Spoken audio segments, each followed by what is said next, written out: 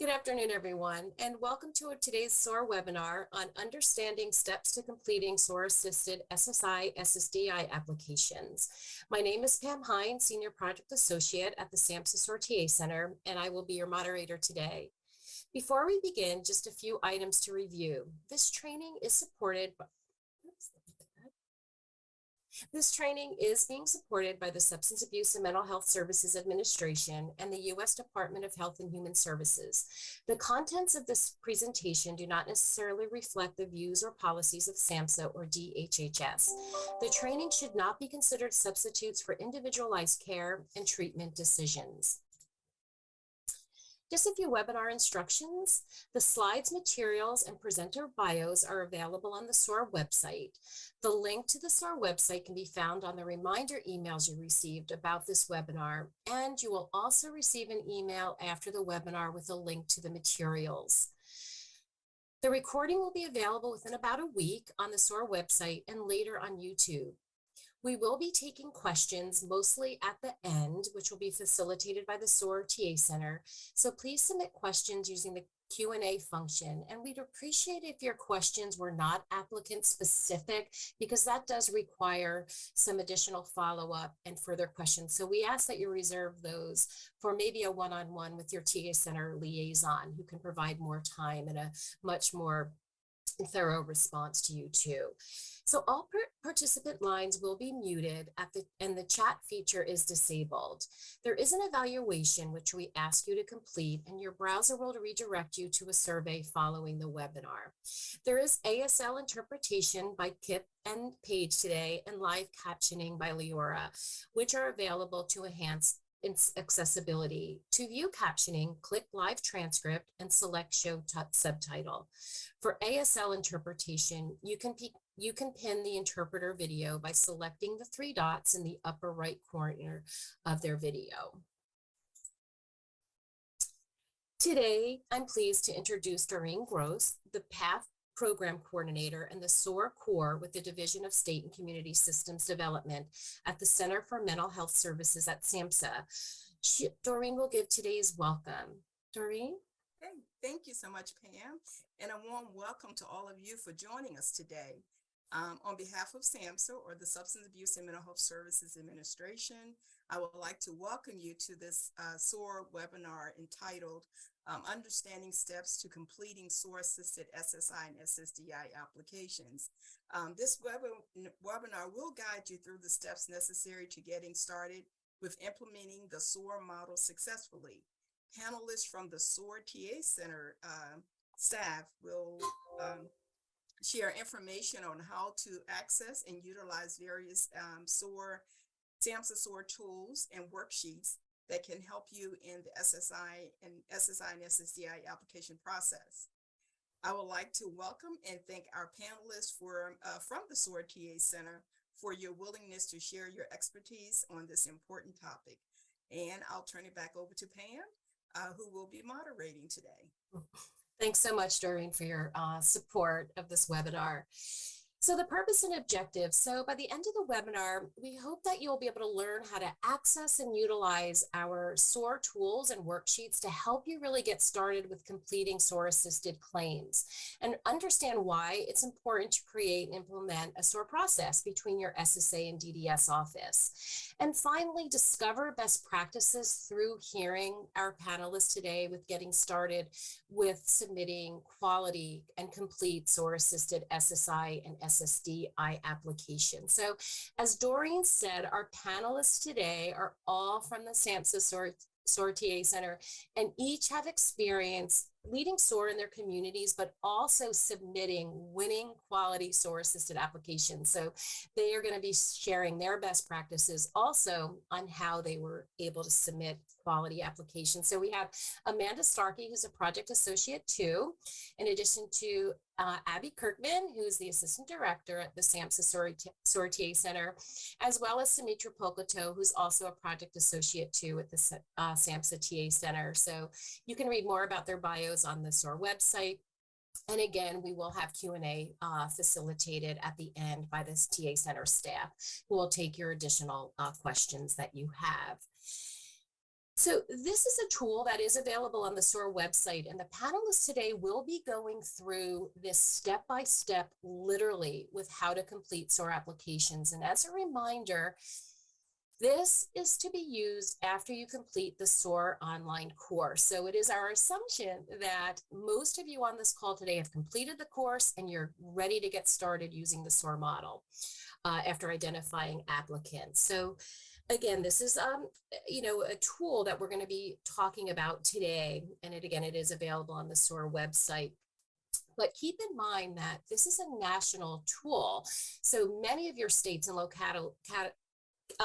communities do have a SOAR process in place. So you want to check to see how these steps may have been tweaked a little bit to really represent how SOAR claims are actually filed in your locality. So you want to make sure you check after the webinar today, especially if you are unsure. So again, as I said, this is to be completed after you have taken the online course, and the document is handy because it provides live links to all the SSA forms that you need, in addition to the SOAR worksheets that are in blue. And you can also find this in the application toolbox on the SOAR Works website. So you're going to find this very handy on multiple levels, and actually get to the forms that you need and other worksheets that will really help you organize your effort and get applications submitted more efficiently as well. So I'm going to hand it over now to Amanda, who's going to start at step 1. Amanda? Thank you, Pam. All right, so let's start at step 1 of the SOAR-assisted application process. And step 1 starts with receiving a referral for SOAR services. So this really is going to depend on what your agency's preferences are. Some agencies only take internal referrals for folks who are already being served by the agency. Others take outside referrals from agencies within the larger community. But we have a tool, whether it's an in-agency referral or an outside referral.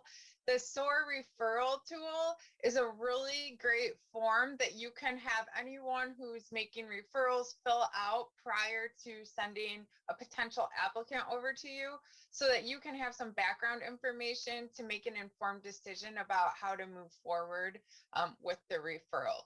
So check out that SOAR referral tool on the SOAR Works website.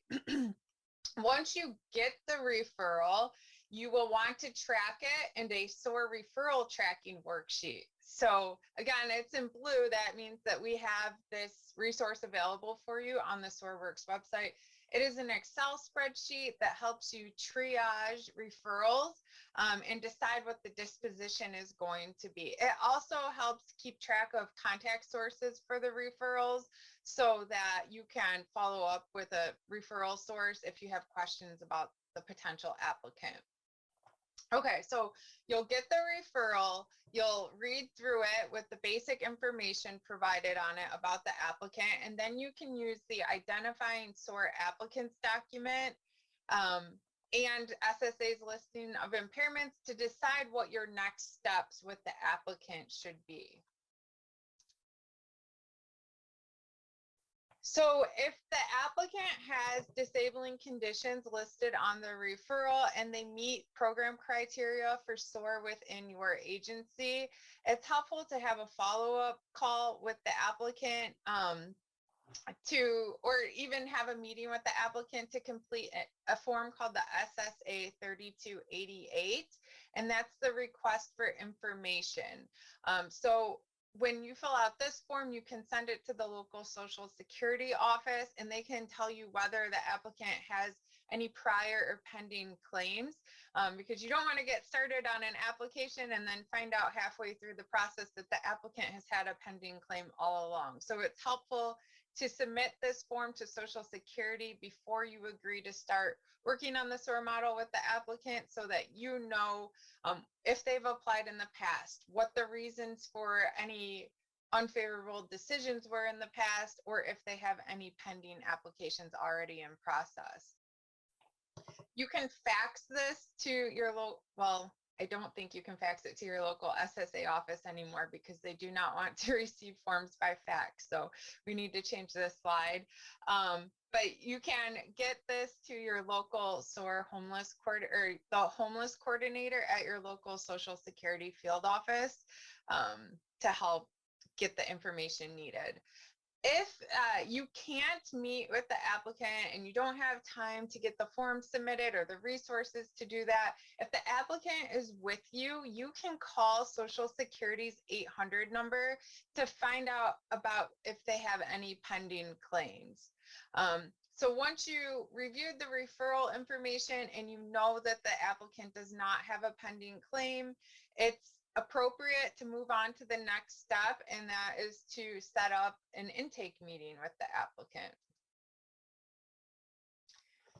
So we have another tool called the SOAR initial meeting worksheet, and you can use this to work through an intake to gather information about the applicant, all of the information you'll need to help them access their accounts on Social Security, and also gather information about any conditions they have, reasons why they're not able to work at substantial gainful activity level, and help them gather information about medications they're taking and treatment sources. Once you complete the initial meeting worksheet, you're going to have the applicant sign agency releases for all of the collateral sources that you talked about during the intake. So if they say, well, I stay in touch with my mom, or I have a brother that knows a lot about what my history is like, it's good to get a release signed so that if you lose contact with the applicant, you'll be able to follow up with someone who's familiar with them that can help you get back in touch with them. Also, other collateral sources like employers can help provide really valuable information about the applicant's symptoms and their work history. So in addition to having them sign agency releases for collateral sources, you're going to have them sign 2 releases for each treatment provider. So that's each mental health and physical health treatment provider. We have a sample agency release of information that you can use. You can take it and put it onto your own agency's letterhead and use that as your release if your agency doesn't have a specific release. Otherwise, you can use your own agency's release of information. The second release form is called the SSA 827, which you all are probably familiar with. This is a form that allows, that has the applicant give permission to share their records with Social Security. So as part of the initial, the intake, you will fill out that initial meeting worksheet and complete and have the applicant sign releases for all collateral sources and all mental and physical health treatment providers. Another part of the intake is to have the applicant sign the SSA 1696. That's the appointment of representative. You're not going to submit this form quite yet. You'll wait until you're ready to submit the entire application packet, but it's helpful to talk through the 1696 with the applicant while you're having them sign the form so that they understand what the appointment of representative means. That it is giving you permission to speak with Social Security on the applicant's behalf and represent them in terms of submitting their Social Security disability application. It's really important for the applicant to have a clear understanding about what the form covers and what it does not cover as far as what you're agreeing to as their appointed representative. Once the intake is complete, you should schedule weekly meetings with the applicant. Usually we recommend estimating about an hour once per week to meet with the applicant so that you can complete all of the interviews to write the medical summary report, as well as fill out the paper copies of all of the forms needed for a Social Security disability application. We have more information about completing the SSA 1696 on YouTube. So if you didn't know this, the SOAR TA Center recently released lots of videos that kind of help support what we've been talking about all along with SOAR. We are walking people through really important forms and concepts related to applying for disability. So you'll see those videos referenced throughout today's presentation. And then step 3 is requesting the records from the treatment sources. So at the intake, you had the applicant fill out all of the records requests. Now it's the kind of time consuming part of you need to send out all of those requests to treatment providers. So we recommend going back 2 years prior to the onset of the applicant's disability when requesting treatment records. And onset of disability doesn't mean the day that they stopped working necessarily. It means the day that their symptoms became so severe that they were no longer able to earn substantial gainful activity level income. You can also request older records if you think they'll have information that supports an earlier onset of a disability. For example, if you're working with a young adult who was had a lot of mental health treatment as a teenager, it could be helpful to request those records further back so that you can illustrate the progression of the adult symptoms from their childhood until now when they're applying for benefits. So once you determine which treatment sources you're going to request records from, you need to send a records request packet to each of the sources. And that consists of a cover letter, which we have on our SOARworks website. Again, you can just copy and paste this cover letter onto your agency's letterhead. Your agency release of information that you had the applicant sign at the intake appointment, and also the SSA 827 that you had the applicant sign at the intake appointment. Once you submit those records requests to the agencies, you can track them in a SOAR tool called the Medical Records Tracking Spreadsheet. So this is a really helpful spreadsheet to keep track of, okay, I sent out my records on this date and I received them back on this date. It really helps you keep an eye on how long it's taking you to get records and which records you're still waiting for to have your complete application packet ready to submit. We recommend following up with the records department after 1 week if you haven't received your records yet from the day you sent the release.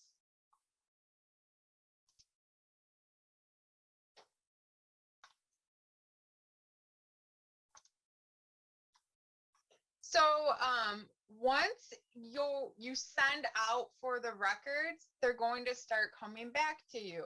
And what you want to do is cross-reference the records that are coming back with what you talked about in that intake appointment.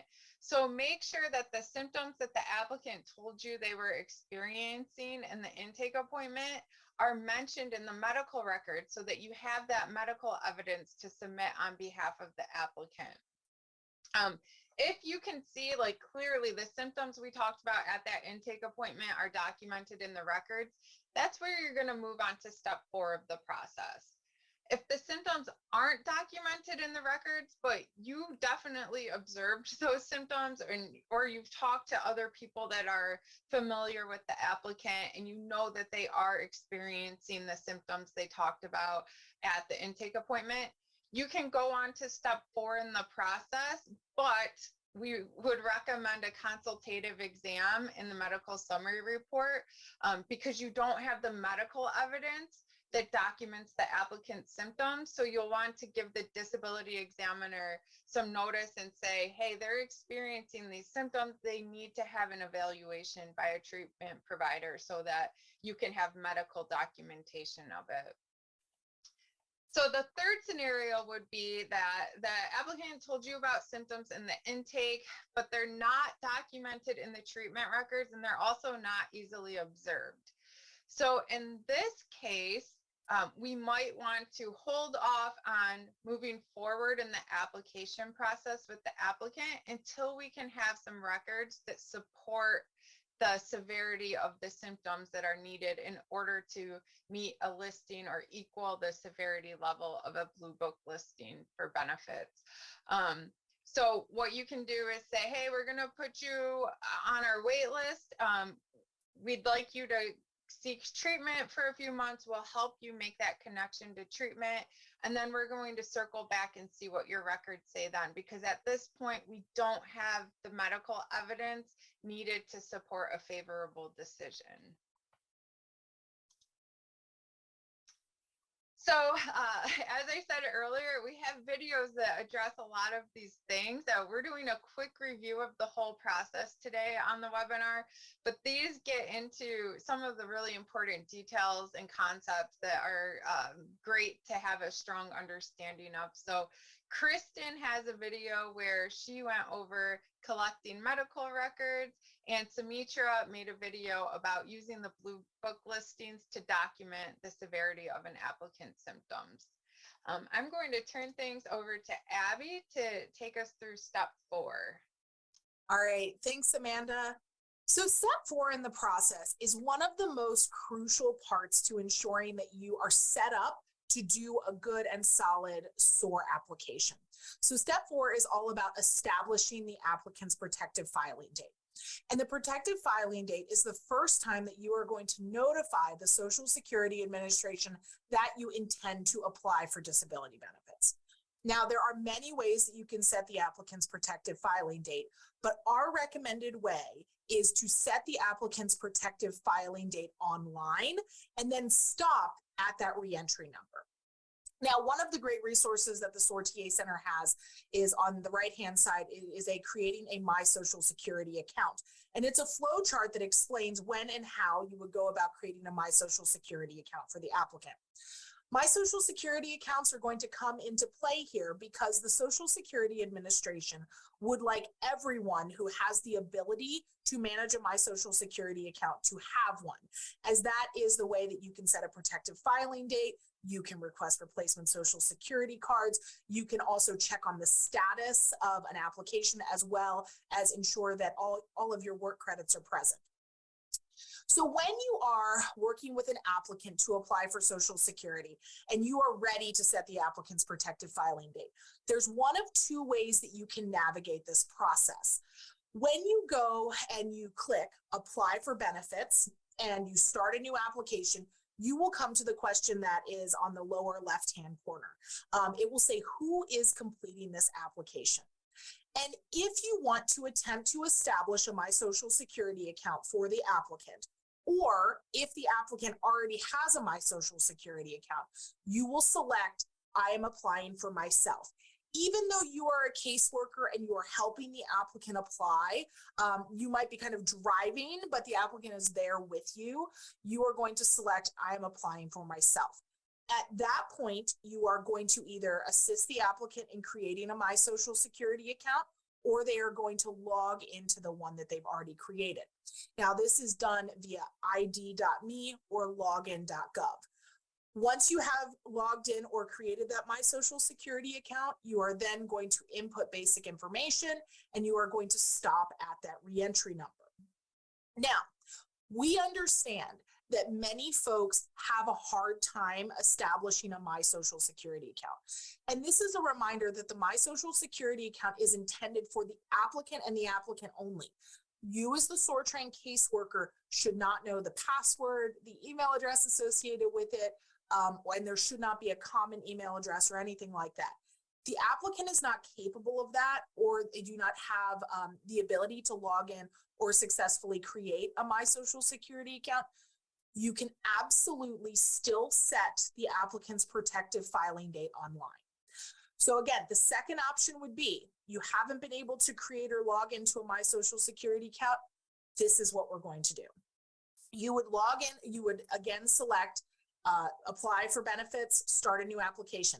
But this time you're going to select, I am helping someone apply who is not with me and therefore cannot sign at this time. And by doing that, you are going to bypass the need to create a My Social Security account.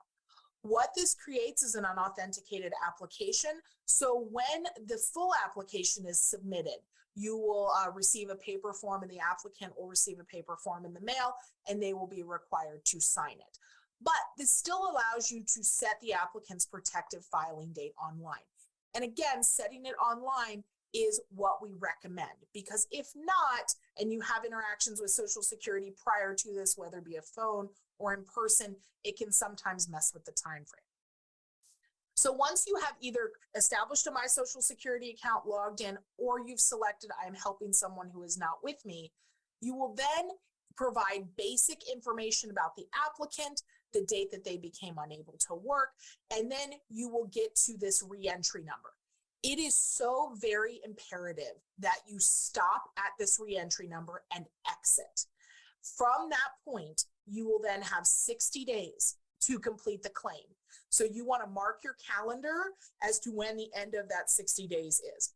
But again, so important that you stop at this reentry number, because if you go even one page beyond this, even if you didn't submit a completed application, Social Security will consider this a lead, and they will reach out to your applicant, and the 60 days has been voided.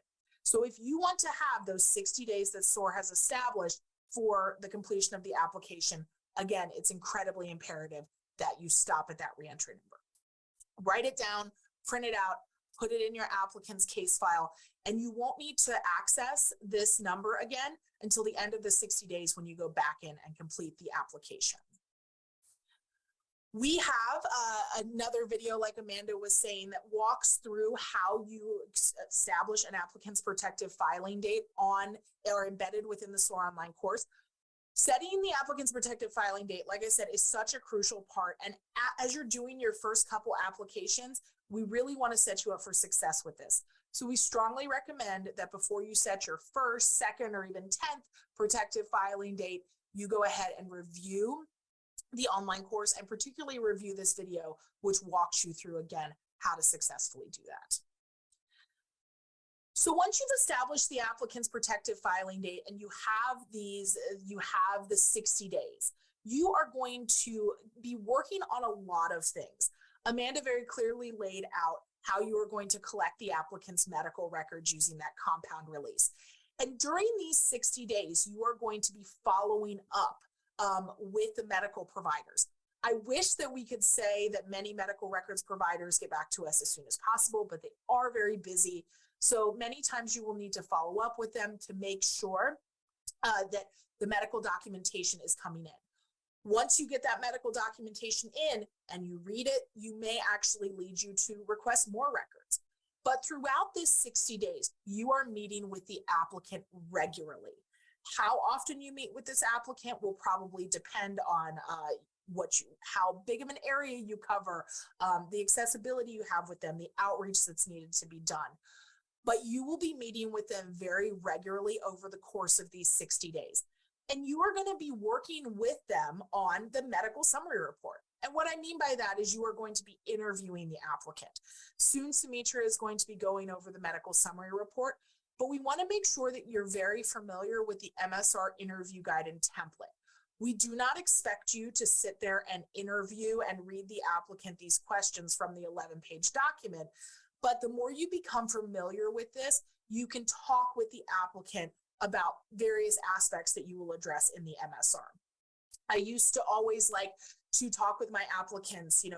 We'd catch up for a little bit. Maybe we would complete an SSA form, and then we would talk about their legal history, or we talk about some things from their childhood or their substance use issues. Make it comfortable for them, but becoming familiar with that MSR interview guide and template will help you as you're meeting with the applicant over the course of these 60 days.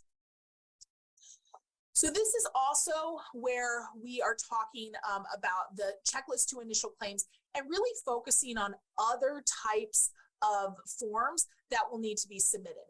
So even though you are completing these forms during step 6, you're not going to be submitting them until you are submitting the completed application.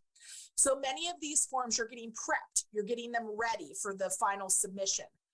And then some of them we know will be submitted online. So we won't be doing them until the end of the 60 days, but we want to use the forms as a worksheet to ensure that all the information is there. So completing these SSA forms with the applicant over this 60-day period is crucial. You will complete with them the SSA 8000, which is the application for SSI. If applicable, the work history report. And then you will also talk with them about the adult functioning report, which can oftentimes be a request from DDS directly, but you can get ahead of that. You will also use the 16 and the 3368 as a worksheet so that you can gather all the information that you will eventually input into the online portion, which we'll discuss in a couple more steps. All right, and with that, I'm going to hand it off to Samitra to take you through the medical summary report. Great, thank you, Abby. Okay, so as we continue on to step 7 really kind of focuses on completing the medical summary report. And I'm sure that many of you on this call, or most of you, have passed the SOAR online course. So this won't necessarily be a review of the medical summary report, but I do just want to make sure that I emphasize and remind you that writing a medical summary report is a critical component of the SOAR process. And you know, your application packet really isn't considered complete, or at least a complete SOAR-assisted packet, if you don't have a medical summary report included. So as Abby mentioned, on our website, there is a SOAR interviewing guide and template. So within that document, it lays out the template that you can just kind of copy and paste onto your agency's letterhead and input the information as needed. So just in terms of, you know, that interviewing guide and template will, you know, along with the template, it does give you sample questions and things like that that you would want to ask in order to be able to pull out the functional information that you need. And the reason I like to make sure that I point that out is that, you want SOAR providers, SOAR trained providers want to be mindful that the medical summary report really, in terms of what it is just overall, it's really a letter to that DDS examiner, providing them supplemental information to help demonstrate how severely limited your applicant's functioning is. While collecting medical records are extremely important, and they are a critical component as well, oftentimes what gets left out of claims is information related to functioning. So yes, here's this person's diagnosis, but how does it impact them in their daily lives? How are we showing that it's severe? Right? So think of the medical summary report as your opportunity to provide that information to be able to show that. A common example that I often like to give is a true story. One time I was helping 2 applicants at the same time, both on paper on their medical records diagnosed with, seizures and epilepsy. But applicant A experienced it maybe every 3 or 4 months or so, every 3 or 4 months or so. And while that's certainly limiting, when you compare them to person B that I was assisting, this person experienced seizures probably 3 or 4 times a week and had to have their mom sit in the room with them because they'd often fall off their bed and injure their face and had multiple hospital visits, right? You get the point. So the whole point is that, right, like if you were just simply looking at a record by itself, you may not necessarily have that additional information that's showing how severely limiting it is to that person's life. So you want to make sure that in your medical summary reports, you're utilizing information from the medical records you've been collecting, from your own, interactions you've had with that applicant, quotes from them, examples, observations. You want to make sure the medical summary report is your opportunity to take all of that and really kind of inform the DDS examiner, be able to really show them so that they are able to then make a determination that that person experiences some limited and marked functioning in their day-to-day life. So, once you've kind of gotten through those forms that Abby and Amanda have been talking about, you want to focus on finishing up writing the MSR.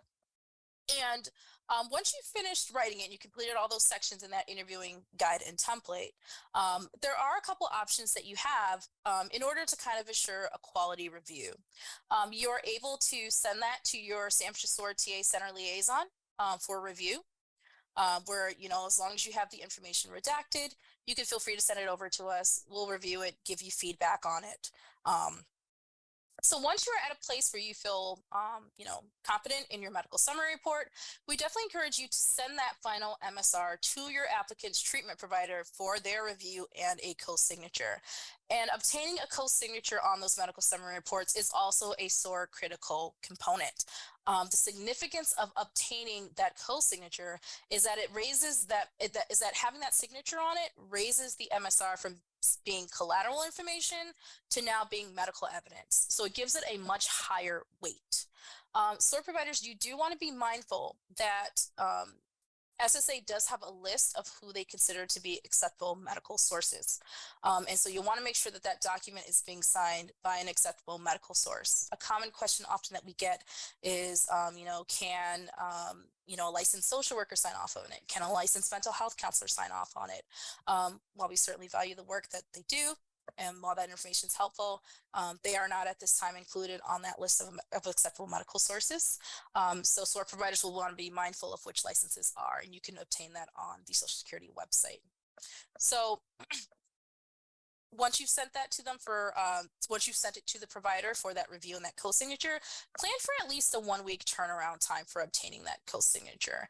And one thing that I like to recommend as well is that, I know, when I do SOAR claims, I like to try to establish that relationship right up front with the provider to let them know that I'm there to, how I'm there assisting the person, that I may be writing this, medical summary report, if we accept them as a client, and that I will likely be asking them, to be able to review that report and sign as appropriate. So I recommend really kind of planting those seeds early on in that relationship, in terms of working with that person and their medical provider. And also too, in terms of the medical summary report, I know for many newly trained SOAR providers, it can really seem a bit intimidating and scary. And just really the whole overall process of applying for benefits can seem time consuming.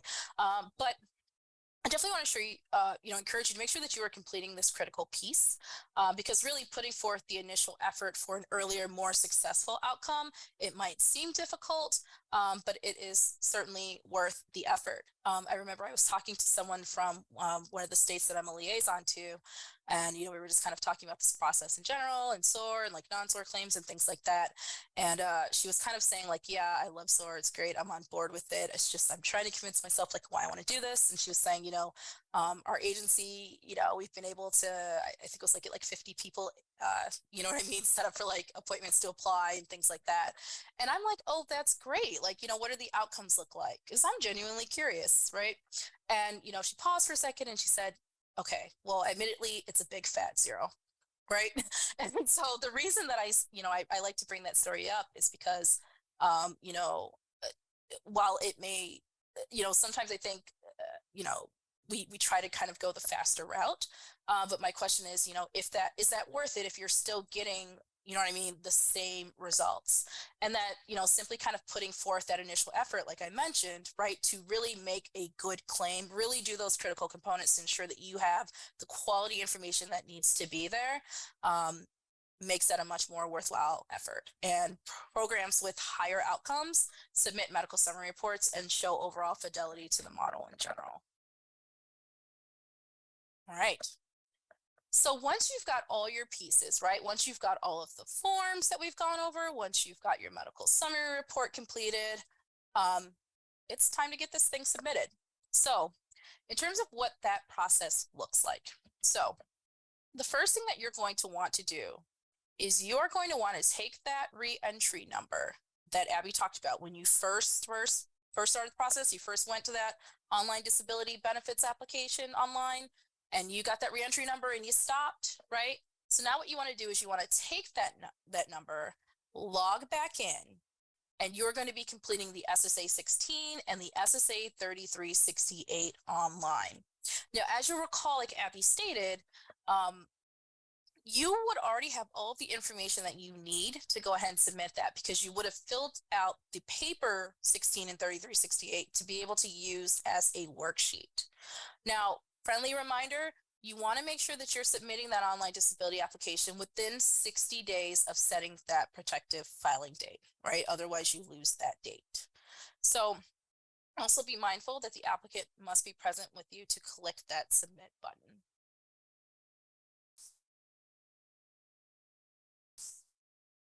So once you've submitted online, you're going to get a screen that looks like this. This is a screenshot. It's going to say, thank you for applying for disability online. And it's going to give you a confirmation number and some next steps. You'll want to make sure that you are writing down that confirmation number, printing out the paper. I used to like to print it out, put one copy in the applicant's file, maybe give them one if they needed it. And in terms of where it kind of goes from there, be mindful that the online application, it's downloaded to the SSA field office that is associated with the applicant's zip code, sometimes some people get confused and think that it's going to the closest, the nearest location to their agency, but it's being downloaded according to the applicant's zip code. All right. So on to step 9. So once you've submitted the online forms, right, the SSA 16 and the SSA 3368, you then want to submit the paper packet no more than 2 days after that, no more than 2 days. And so when I'm saying submit the complete paper packet, that's referring to all of the other forms that are not available online. Okay. Now, this is one of those things where you're going to want to make sure that you are cognizant of whatever is the local process in your community, because it's going to look differently. Sometimes even some SSA offices within the same city can look differently, right? So in terms of how you submit that, be mindful of your local processes. Some communities, it might be that you're submitting in person. Some you might be mailing it. Some you might be putting it in a Dropbox. Just be mindful, and I think we said it earlier, that complete applications can no longer be faxed over. There are some forms that can be faxed over that are accepted, but signed complete application packets cannot be submitted via fax anymore. So this is what a complete SOAR packet looks like, okay? So we've got that SOAR checklist for initial claims. You can use that as a cover sheet. You would have submitted the SSA 16 and 3368 online. And then at least within 2 days of that, you would have submitted the rest of the packet, which consists of the SSA 1696, appointment of representative form, the SSA 827, authorization to disclose information to SSA, the SSA 8000, which is the application for SSI. And then we will talk a little bit in terms of how the MSR and medical records can be submitted. So what we typically recommend here at the SOAR TA Center is that medical records and the medical summary report are submitted directly to the DDS office,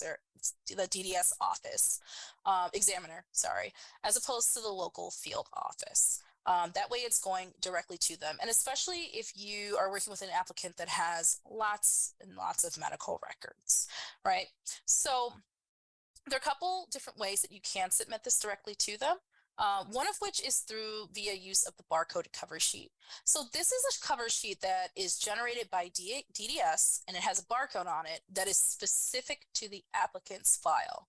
So that means anytime you are submitting something to DDS, you have that barcode sheet over it. That way it scans right into that applicant's file. If you don't have that barcode, it's likely being delayed. That information is being delayed to get to DDS, okay? So in terms of requesting that barcoded cover sheet, oftentimes it's something that just comes in the mail. But if you do not have that, or the applicant does not have that, you can certainly reach out to either your DDS liaison, if you have one in your community, or if you're not sure of who that is, reach out to your TA Center liaison and we can assist you with that. The other option is Electronic Records Express, otherwise known as ERE. And this is not to get confused with ARS, Appointed Rep Services. They're two different systems. This is referring to Electronic Records Express. And what this is, it's a free system that SSA administers, and it is specifically for uploading electronic versions of medical records. So if you've got records to submit for a claimant, and you are signed up for ERE, you can simply just directly upload them to the DDS office electronically. And you may receive records electronically via encrypted email or CD. If you have paper records, you'll need to be able to have access to a scanner to be able to upload and convert them and send them electronically. If you're sitting there like, oh, that's great, how do I sign up for it? The process for signing up for it is state specific. So it's going to look differently depending on your state. But generally speaking, there's some contact information here below that you can call or reach out to via email in terms of letting them know that you'd like to sign up for that, your provider, you'd like to sign up for Electronic Records Express. You can also reach out to your state DDS professional and or medical relations officer to help you get that process started as well. All right, so I am going to go ahead and turn it over to Amanda. All right, thank you, Sumitra.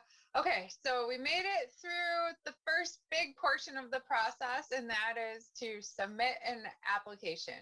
So now, step 10 talks about what SSA and DDS, the different roles that they play while they're processing the claim, and what your role can be while SSA and DDS are processing the claim. So the first is talking about SSA's responsibilities. They are the federal agency that oversees Social Security disability benefits. And they review forms for accuracy and determine which or both programs the applicant is eligible for. They look at the applicant's non-medical eligibility criteria, like their earnings history, their current earnings, income or resources that they currently have to find out if they're eligible for SSI, SSDI, or both SSI and SSDI. So what Social Security will do is contact the SOAR caseworker or the applicant if they need more information before they can send the case on to Disability Determination Services. Once they have all of the non-medical information verified and they verified that, yes, based on the non-medical information, this person is eligible for benefits, they're going to send the SOAR application over to Disability Determination Services electronically so that it can be assigned to an examiner where DDS will take a look at the medical information. Another thing that SSA will do is they will make sure that DDS is aware that it is a SOAR-assisted claim, so it can be handled according to the expectations within your state or community. So Disability Determination Services is a state agency that's contracted through Social Security, and they make the medical decision on the claim. So once SSA confirms the non-medical information, they'll send that claim electronically over to DDS, and it will be assigned to a disability examiner. In some states, there's designated units or specific examiners that look at SOAR claims, and they're the only people that the SOAR claims would ever be assigned to. In other states, all DDS examiners are aware of SOAR, so it could be assigned to any examiner within the agency. So the first thing the DDS examiner will do when they get assigned a SOAR-assisted application is fax over or send in the mail a barcoded cover sheet for the SOAR caseworker to submit their medical records and the medical summary report. Once they start receiving the applicant's medical records and the MSR, they're going to review every single page of documentation about the applicant, and they'll also request additional records if it's necessary. Once they've read that, they'll decide whether they still need more information to make a decision about the applicant's disability. So they may schedule a consultative exam if it's deemed necessary. And then finally, once DDS has all of the information they need to make a decision on the claim, they will make the medical determination and send the case back to Social Security to notify the applicant. So what are your responsibilities as a SOAR caseworker while the case is pending with Social Security and Disability Determination Services? So the first is make sure that you have contact information for both entities for whoever is processing the claim. So you'll want to find out who the SSA claim specialist is that is assigned to your claim. Usually it's a SOAR designated claim specialist, and you can get that information from your TA center liaison or your state team lead if you need it. And then find out who your Disability Determination Services examiner is and stay in contact. I like to have follow-up calls every 2 weeks just to check in to see how the application was going and if they were waiting on any records, if there was anything I could do to help make their jobs easier, or to help get evidence to support the claim. Once the case is transferred to DDS, the SOAR provider is responsible for using either electronic records express or using that barcoded fax cover sheet to submit all of the medical records to disability determination services. If you sent in those records more than 60 days ago and you haven't heard anything, it's a good time to follow up with the DDS examiner to find out if they need any more information to help make a decision on the case. And then the next kind of role or responsibility of a SOAR provider once the case is at DDS is help the applicant make it to their consultative exam if one is scheduled. It's a really crucial role. A lot of times people who are clearly eligible for benefits get denied because they weren't able to make it till their consultative exam and there wasn't communication with DDS about rescheduling an exam. So it's really helpful when a SOAR provider can make arrangements to make sure that the applicant confirms their appointment for a consultative exam and that they attend their appointment as well. All right, so Abby's going to tell you what to do when a decision is made. All right, thanks, Amanda. So once a decision has been received, and hopefully it is an approval, especially after all the work that has been done, once the claimant is approved, one of two things will happen. They will either immediately be put into pay status, or what we call a PERC appointment, or a pre-effectuation review contact may be needed to confirm information.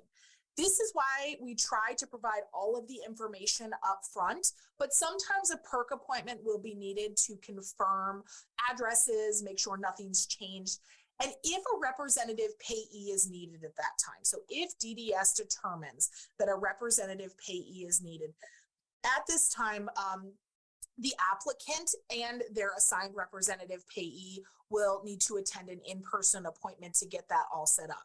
Now, we've had some questions in the chat about representative payees, and it will be very different in each individual communities as to the availability of representative payees. Hopefully, there is a friend or family member that could potentially serve as that. If not, hopefully an agency may be able to be linked, whether by you as a SOAR trained caseworker or via Social Security, who could assist with this, because we hope that someone's pay status would not be held up by that. And as a SOAR caseworker, if you do feel that a representative payee is needed, this is something that you can express via your medical summary report by talking about their functioning and their limited functioning. So once an approval has occurred and perhaps a PERC appointment, the applicant will be put into pay status. Now, if an applicant is denied, and we do understand that sometimes this occurs, you will receive a denial letter explaining why the applicant was denied, whether they felt their disability was not severe enough, if they felt that they could do other work. And at that point, that's when you want to review the denial notice and either you yourself as a SOAR trained caseworker, begin the reconsideration process, which is the first step in the appeals process, or connect them with a legal aid provider or someone else who can support them during this process.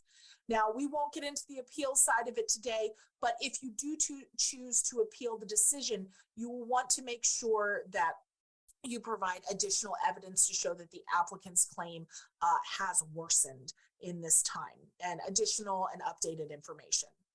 I just also too want to point out that once we've submitted the application to SSA, DDS makes the medical determination, and then it returns to SSA, which makes those notifications.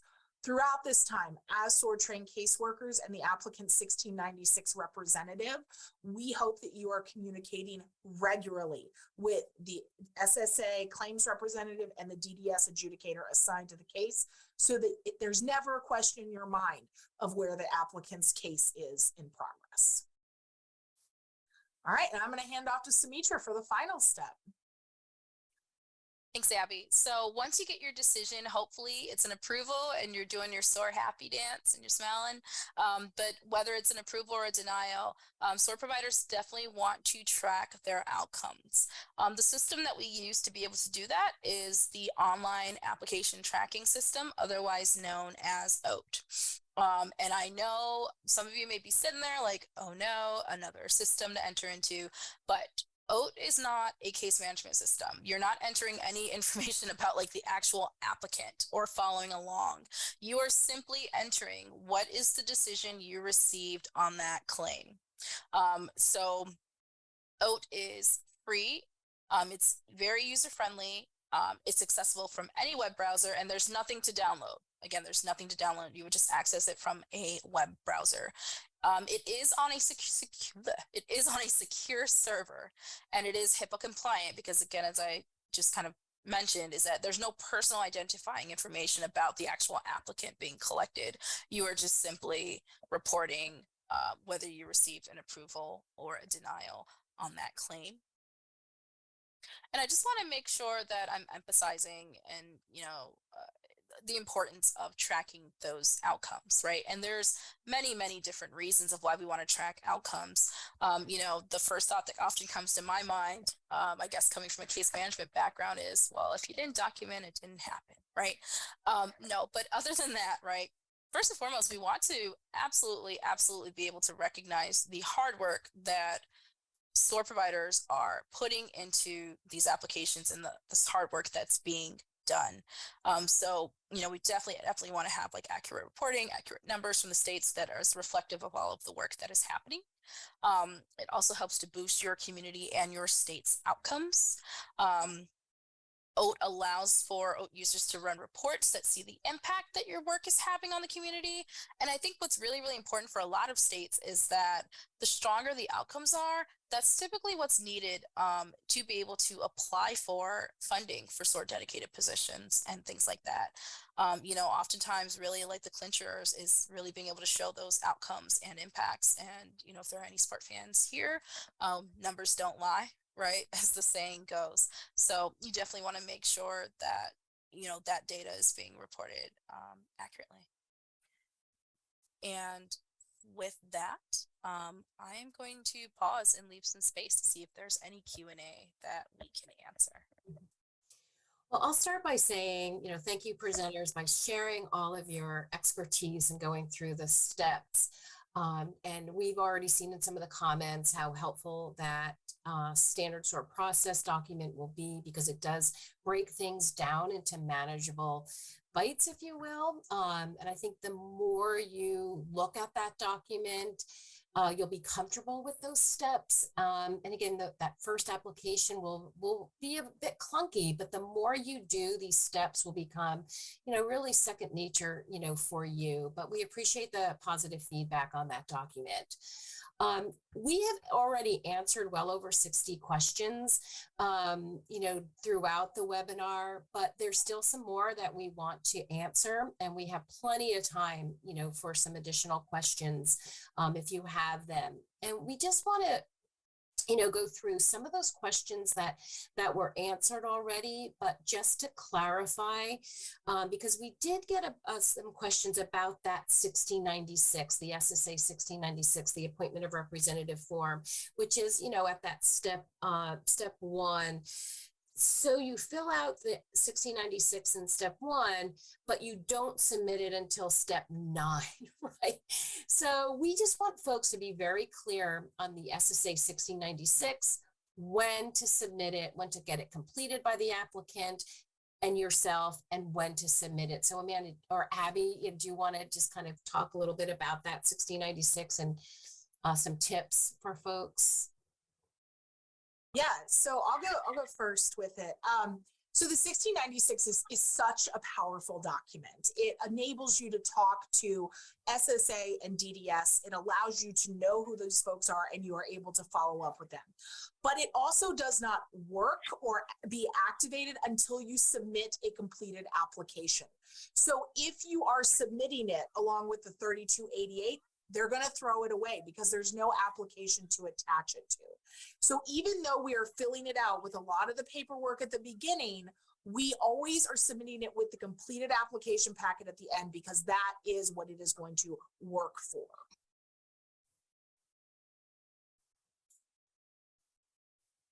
Great. I think that'll help people understand that it needs to be attached to an application or else Social Security will dispose of it. So you want it to be attached to a completed application so that it's properly entered into the system by SSA.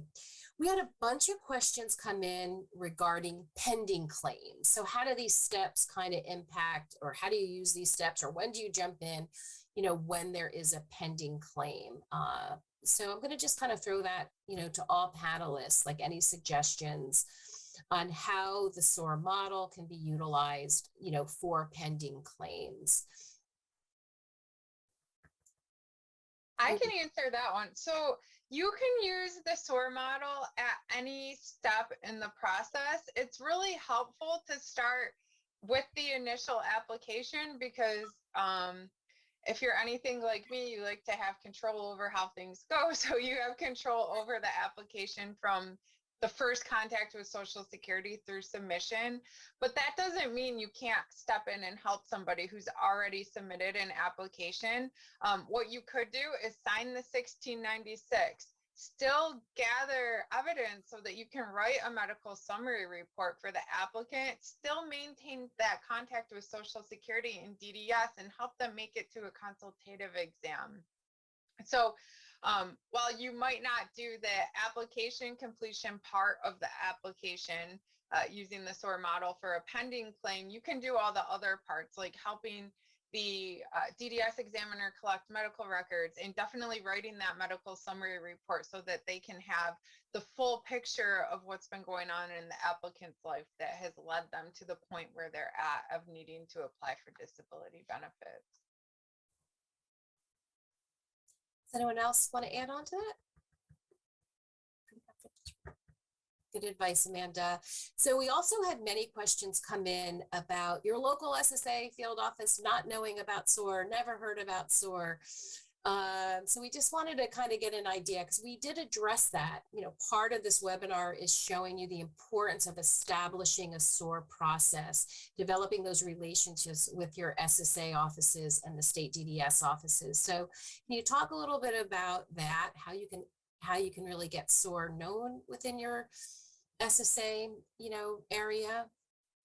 I could, oh, sorry, did I cut you off, Abby? Nice to meet you. Why don't you start? I can start off, and if you want to add anything onto that, Abby. So this can sometimes be common in areas where maybe there hasn't been a lot of SOAR activity, or maybe there hasn't been SOAR activity in a while. The important thing to note is that that doesn't necessarily stop you from being able to still submit SOAR-assisted claims. So you still want to make sure that you are going through that process, that you are putting together quality claims. And oftentimes what we found, right, because really it's about establishing and building those relationships with your local office. And as you continue to turn in these quality claims, right, they are going to definitely take an interest in like, oh, this is SOAR. What is this? Let's talk more about that. And oftentimes, in our communities that do have those established relationships already, that really like they were established from these little like seeds from the ground up. So while that is common, it shouldn't really be a hindrance for you to still be able to follow the SOAR model and submit applications. And if you do find that there is, just kind of difficulty in being able to make contact at all with the office, that's where you want to either link up with either your local lead, your state team lead, or your TA center liaison. And Abby, I don't know if you want to add anything on to that. No, I think you did a great, you hit it on the head when you said submitting quality applications is the way to get it known. Social Security supports SOAR from the top down. However, that does not mean that they are always going to know what you are talking about when you are sitting across from them. But saying it is a complete application, I think it's incredibly important, like Sumitra was saying, to remember that SOAR is not a type of application. It is components, and we are using what Social Security has given us to submit complete and quality applications. And with that quality comes a higher likelihood of approval and a quicker turnaround time. Great. It's kind of along the same lines of a question came in, is there a contact person at each local Social Security office that works directly with SOAR clients? And we know that no, there may not be a contact person, but you may have a reliable email or, you know, a phone number with an extension where they can work with your SOAR client. So just wanted to kind of throw it out there to see, in your experience, you know, if there is not a contact person at your local office, you know, what should you do to make sure that SOAR assisted claim is processed? Yeah, so I'll jump in here. We have to also remember that SOAR claims are a very small portion of the claims that SSA gets every day. So unless you are an area or an office that is processing hundreds of SOAR claims on a very regular basis, they might not have a specific person who you can talk to who is just doing SOAR claims. When that is the case, you want to work with the claims representative at SSA and the adjudicator at DDS who is assigned to your applicant's claim, and let them know that my name is Abby. I'm a SOAR trained caseworker. You don't know what SOAR is? That's totally fine. It's a complete application. Here's everything I've provided. And I'm available to liaise between you and my applicant that we're working with to help us get all the information you need to make a decision. Polite persistence, being positive, and really working within the bounds that SSA has provided by giving them complete applications is really key. Great. Thanks, Abby. So we did get a bunch of questions on the later steps, particularly pertaining to that medical summary report, which is great. This has to do with medical providers that are hesitant to sign the MSR and may not understand why they're being asked to sign it. Are you able to summarize how to explain to a provider what they are signing and why they are signing it? And we do have a document for that, which we can put in the chat, but I just wanted to throw it out. Samitra, do you want to talk about that? I know your presentation covered. I can hop in. I could start it off. Yes. So sometimes you do experience hesitancy among medical providers with signing the medical summary report, but oftentimes the reason for that is simply because they aren't familiar with it or what they're being asked to do. Right. And so oftentimes, I mean, it's really kind of more of a matter of just having these conversations with them about, you know, I think a lot where the confusion comes in is they think that they are being asked to make the determination of whether someone's disabled or not. But that's not what we're asking, right? We're asking them to simply review and sign that, you know, they agree that the information that we've presented about this person's functional impairments based off of their existing medical evidence, that they agree with that, right? So that's really what they're being asked to do. And I found that oftentimes just having that conversation can be helpful. And I think I mentioned it earlier, but just some little kind of like tips and tricks that tricks sounds bad, but like tips that I've learned along the way. I mentioned this one earlier, but I truly think like starting those conversations early. I feel like, you know, doing SOAR is just this process of building and establishing relationships. And I think that if you have an applicant, really kind of establishing that relationship early with the provider to let them know that you are assisting that person with a claim, that you will be writing a summary report of some of their functional impairments that's based off of their existing medical records, and that you will be asking them to review it and sign off on it, right? So letting them know early, like attending some of those doctor's appointments with your applicant if you're able to. Another little tip that has been helpful for me is make friends. Make friends with the care coordinator in that office. Make friends with the social worker in that office, or the person or the lady that works at the front desk, right? Because oftentimes, you know, I've had experiences where I've just kind of explained it to them what it is and been like, can you pass this along to the doctor to review it and sign it? And because the doctor may not always respond to me, but that care coordinator, that social worker in that office likely already has an established relationship, and they're able to kind of pass that along, or at least like get a hold of the doctor to like kind of have, so that you can have that conversation with them as well.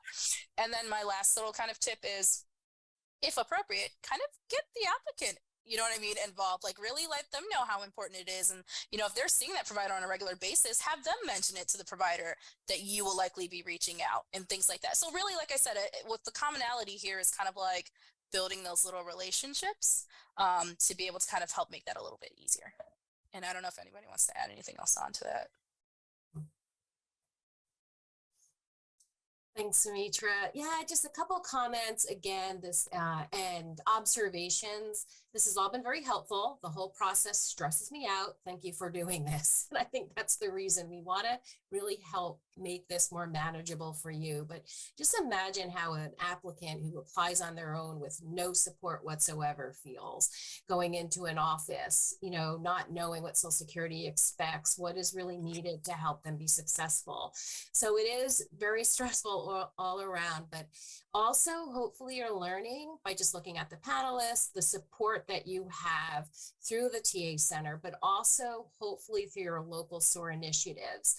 But if you don't have a local lead or a SOAR initiative, reach out to your TA Center liaison who can really help you, again, with that first application, and help with that outreach to your SSA offices to establish that contact. We're really here to help you make this process actually very rewarding and enjoyable, for you as well. But we understand that your first application will cause some stress in you. Any other tips and tricks, Amitra, like anything else you want to share, how you felt doing your first application?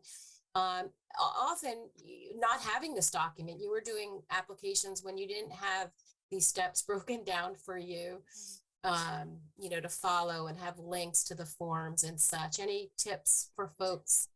Yeah, just kind of piggybacking off of you, Pam. I think a lot of it is like, especially if you're from an area like I was, where there's been some sort of activity, but not a lot. And I think a lot of it is like kind of recognizing what supports are out there available to you. If you're in an area where there is SOAR activity, certainly linking up with someone who's submitted, applications before and kind of shadowing them, whether it's, linking up with a local lead and having a conversation or having someone do quality review. Or if you're in an area where, there's not a lot of SOAR activity, it's really easy to feel alone. But I think like recognizing that you have us here in the TA Center, like once you're trained, you're SOAR trained, like you're stuck with us. It's never going to be okay, great, see ya. So just recognizing that you have all of the support and reaching out, and we love having these conversations every single day. So just reach out. We'd be glad to help. Yeah, just again, going back to the earlier steps with that SSA 1696, the representation form, the question is, do you need a rep ID when submitting SOAR application? So Abby, do you want to take that? Sure. So this is a somewhat complex question, and this would be used for folks that are really doing a good amount of applications. So overall, you do not need a representative ID, a 1699, in order to submit your 1696. Now, many states are using the 1699 and becoming appointed representatives, and it has allowed them to more easily connect their 1696. Now, I know we've had in the chat some folks that are running into issues. If this is something you're interested in or would like to learn more about, please reach out to your SOAR state team lead and your SOAR TA Center liaison to discuss this further. But overall, the 1696 is the key document that we really want to focus on. And we are getting some more state-specific lists and asking for actual contact names and numbers and things like that. So reach out to your liaison.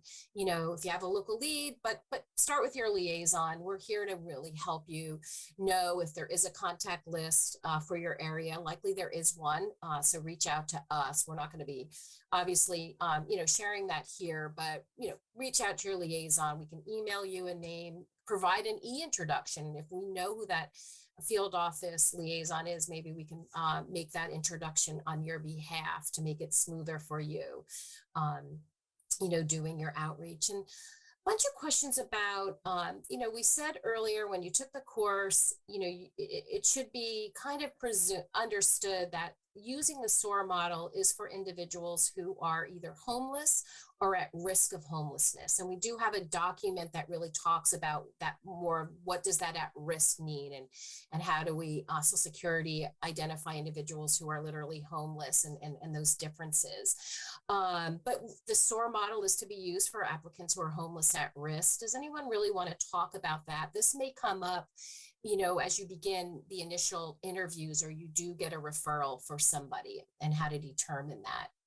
Yeah, so someone experiencing homelessness means they meet HUD's definition of homelessness through the Hearth Act. So they don't have a fixed, regular safe place to stay at night. So that would cover someone that is staying in a car or in a shelter or couch surfing or living outside. Anyone or has an eviction notice and is has 10 days to leave the premises, or even someone in a domestic violence situation. Those are considered literally experiencing homelessness because those people do not have a safe place to stay. That is meant for habitation. So the other type of living arrangement that can qualify for SOAR services is at risk of homelessness. And this is a much wider umbrella of who fits into the at risk category. So people that are receiving assistance through a grant funded housing program are considered at risk of homelessness, because if that funding went away tomorrow, they wouldn't be able to pay for their housing anymore. So they're at risk. People who are living with a family member, but the family member says, you know, this isn't a permanent situation. We can let you stay here while you're waiting on a decision, but then you're either going to have to start paying your share of the rent or you're going to have to move out, because they are not earning enough money to pay for their own safe and permanent housing. So they're at risk of homelessness. So a lot of people who need to apply for disability benefits meet the at-risk criteria because they're not earning substantial income that would be able to pay for their housing. So of course, if somebody is in a comfortable living arrangement, they're not even at risk of homelessness at all, say they have a spouse that makes a significant amount of income, you wouldn't need to use the SOAR model and label a claim SOAR. That would be a little bit misleading. That person isn't really at risk of homelessness. But you could still use aspects of the SOAR model and just not label it SOAR. So you could still provide the same application assistance without writing SOAR in the remarks section. But as far as at risk, it includes anyone who is not earning enough money to pay for their own safe housing.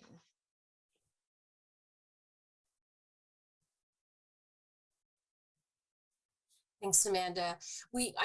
More questions are coming in about the definition of homelessness. So hopefully that document we think that should answer many of your questions you have around, would the SOAR model be appropriate for this individual? I'm not sure if they're quite at risk of homelessness.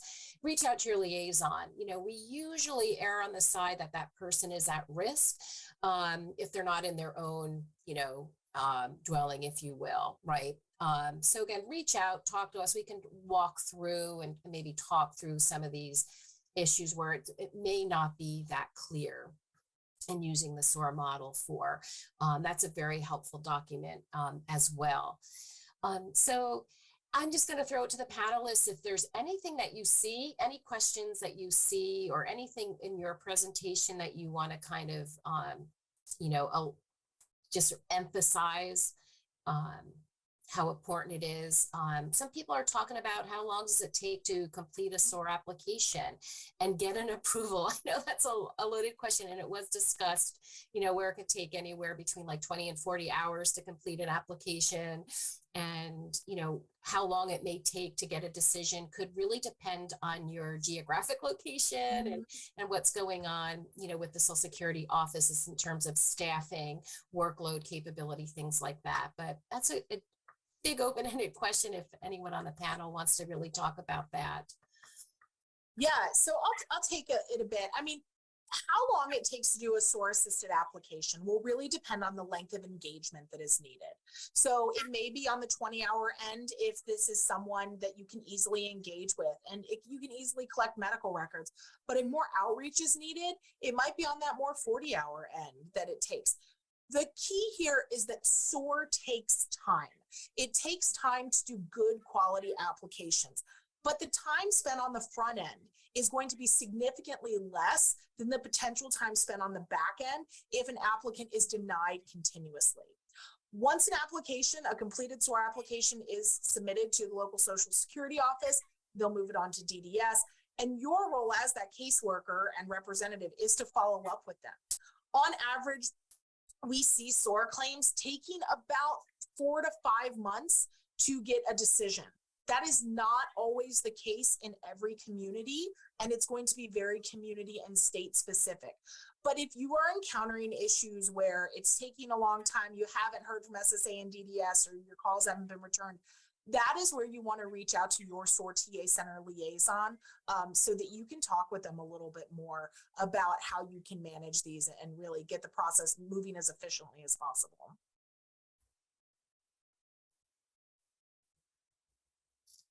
So Pam, there was a question that I was hoping I could address regarding the 8,000.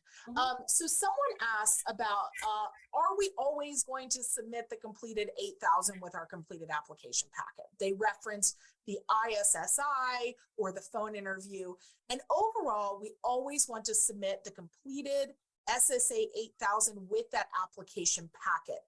Because the ISSI claim, which is incorporated into the online portion of the disability application, is very subjective as to who can complete it, and it's also a deferred application. So by completing that SSA 8,000 and submitting that, we're making sure that SSA is getting all the information up front. And if nothing has changed, perhaps a perk appointment won't be necessary. Again, talk with your TA Center liaison if these processes are a little bit different or you want to amend them. But overall, we always recommend submitting that. Great. Yeah, and we have a question here. You know, it seems very basic, but it could be, you know, something that can complicate an application. Oftentimes, SSA asks for a social security number. Is that number required to be eligible to apply for SSI and SSDI? And yes, an individual does need to have a social security number. And again, if you're having any issues with that, if the person doesn't have a social security number, you might want to contact Social Security to get them a social security number. And again, this can be done online as well, but you want to make sure that that person is does have a social security number to be able to apply, you know, for benefits. And if I'm wrong, if somebody on the panel wants to kind of chime in, but it's my understanding that a person does need a social security number to apply for SSI benefits. Bunch of questions about the appeal process. So in chat, we did put a link to our appeals toolkit and some resources for appealing decisions and how to use the SOAR model for certainly that first level of appeal reconsideration that we talked about already. So just kind of direct you to some of those resources that are available online, you know, as well. Some folks are asking about how to get some forms, and this document does have active links to SSA forms. They're also available, you know, on the SOAR website. Here is our resources page. So you're going to be able to access, you know, all the tools, resources, Social Security forms here. And we at the TA Center, I think mostly Susie, does update when Social Security, and they frequently do update a Social Security form. That is the form that you're required to use. So to make sure you're using the most updated form, we recommend not saving those, you know, to locally, you know, on your computer if you save them electronically. Rather, you know, when you're doing a SOAR application, you know, make sure that you're checking this, you know, the SOAR website, the SSA website too, you know, to make sure that you're using the most current version of that form. Because if you're using an older version, that may hold up your claim getting processed at the local Social Security office. So that's why we make all of this available to you on our SOAR website. And we recommend that you bookmark the website. Many questions that, you know, we answered, gosh, how many questions? 125 questions were answered. But there were some, again, state-specific questions. Direct them to your TA Center liaison for a more, you know, thoughtful, you know, appropriate response. But we, you know, definitely want you to, you know, use the tools that have been created to make this a less stressful process for you and the applicant as well. Oh, here's a question that came in that I think is really handy. Working with an applicant on a SOAR application who is not located near you. Can't remember for sure. But are some of the SSA forms required to be wet signatures? So I think we talked about that a little bit, about wet signatures now. We can definitely take that again. And it's just a lot of questions in here. Are three-way phone calls with SSA and DDS even possible? Yes, I think conference calls are really great when the applicant is with you so that SSA can attest, maybe do a verbal attestation that person's with you, and that may be helpful as well. So again, does somebody want to take the question about wet signatures and Social Security's policy now on wet signatures? Go ahead, Amanda. Well, so Social Security is, they recognized like that they needed to keep up with changes in technology and ease of access to services. So they even are using Microsoft Teams to do video conferencing with applicants now. And a lot of times if they're taking the information over the phone from the applicant, they can confirm it in the application and then send something in the mail with a postmarked envelope so that the applicant can send back wet signatures. So I would definitely talk to your TA center liaison about working with people remotely when applying for disability benefits, because there are some nuances to the process. For the most part, you'll follow what we talked about today, but it won't be exactly the same. And that's a really great opportunity to connect with your TA center liaison so we can walk you through what some of the differences might look like when you're helping someone who isn't physically with you apply for benefits.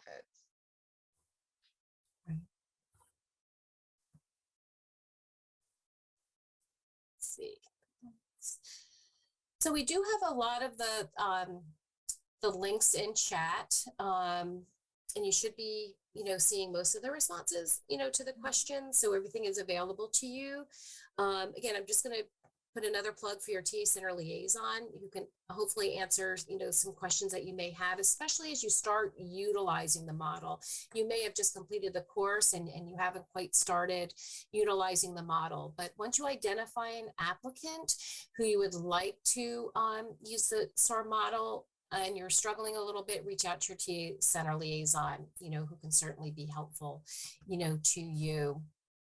Pam, I can take a question. So we received a couple questions from folks that say, SOAR sounds wonderful, and is there funding for this, or how can we get some funding? I highly recommend reviewing the funding and sustainability section of the SOAR-Works website. That has a number of just examples and avenues for how not only folks have successfully gained funding, and this is kind of talking to more of the structural agencies that are interested in this, but also how agencies have been able to allocate staff time.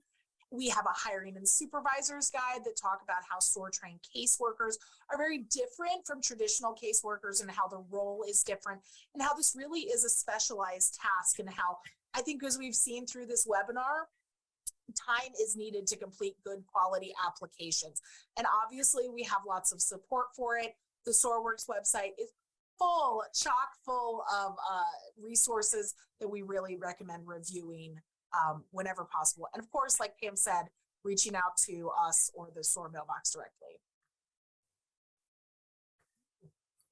And make sure you, sign up for the SOAR email list if you haven't already, and this way you'll get, registration links to webinars and our e-news and other events that we hold throughout the year too, so that you can put these on your calendar. So really, encourage you to do that if you haven't already. And we're pretty much at the end of our time together. I just again want to encourage you to take the evaluation at the end. It really helps us, with other webinars that we're doing. So ask you to fill out that evaluation. And again, just want to thank the panelists for giving your time and your expertise and being available, to your SOAR communities as well. So just want to thank you for that. So again, please reach out to your liaison, your local SOAR programs. We're here to support you in your efforts. And again, please don't hesitate to reach out. And thanks again to everyone, and look forward to, our next webinar, which will be in February, on the topic of using SOAR with older adults, and look for registration information to come soon about that as well. So again, I just want to thank everyone. I want to thank our ASL interpreters and our closed captioner today for making this webinar more accessible, for folks. So again, thanks very much and keep soaring. Bye now.